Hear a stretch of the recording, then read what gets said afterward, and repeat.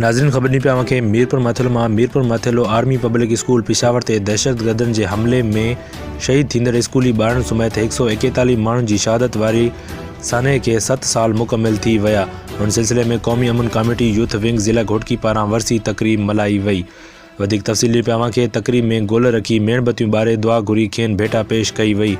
उन मौके ते क़ौमी अमन कमेटी जे सूबाई सदर सादला कोराई, ज़ुल्फ़कार अली कोराई, ज़ुल्फ़कार अली महर, अला डिवायो कलोड़ो ऐं ॿियनि ख़िताब कंदे चयो त पेशावर वाक़ियो इंतिहाई अफ़सोसनाक हो। इन वाक़े मुल्क में क़ौम खे लोॾे ऐं ॾोॾे छॾियो हो।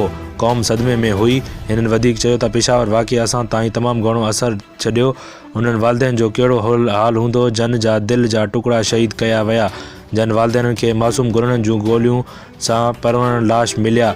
यकीनन उन्हनि जा हाव छिजी पिया हूंदा। मासूमनि जी क़ुर्बानी जे करे रियासती इदारनि मुंज़िम तरक़ी सां दहशतगर्दनि ख़िलाफ़ कार्रवायूं करे खेनि अंजाम ते पहुचायो, पर अञा बि ज़रूरत आहे उन्हनि ख़िलाफ़ कार्रवायूं जारी हुजनि। उन मौक़े ते अज़ीज़ुल्लाह कोराई, उमर कोराई, आमिर अली शेख, असगर लाड़िक, फ़हीम शेख, निसार शेख समेत ॿियनि शिरकत कई। सईद चांडियो, 90 न्यूज़, मीरपुर माथेलो।